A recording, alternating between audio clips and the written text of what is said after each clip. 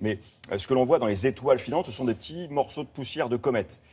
Une comète, qu'est-ce que c'est? C'est un énorme bout de glace qui voyage comme ça dans l'univers. Et quand il se rapproche du Soleil, on va le voir ici, ça va se sublimer, c'est-à-dire que la glace se transforme immédiatement en vapeur et libère des petits morceaux de poussière. C'est ce qu'on voit. Vous voyez la petite trace qui est constellée comme ça, ce ruban, c'est le passage de la comète qui s'appelle Swift-Tuttle. C'est celle qu'on croise tous les ans au mois d'août, Swift-Tuttle, rapide Tuttle.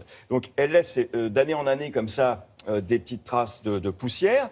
Et ce qui se passe au mois d'août, c'est que la Terre, elle, dans sa trajectoire que vous voyez ici en gris, elle va traverser ce nuage. Tous les ans, au même moment, elle traverse ce nuage. Et ce qui résulte finalement de la collision entre l'atmosphère et ces petits grains, notre atmosphère et ces petits grains de sable, eh bien, ce sont les phénomènes, les étoiles filantes que l'on voit. Il faut vraiment se figurer ça, hein, ça paraît un petit peu difficile à comprendre, mais ce que l'on voit, ces étoiles filantes très brillantes, c'est de la taille d'un grain de sable.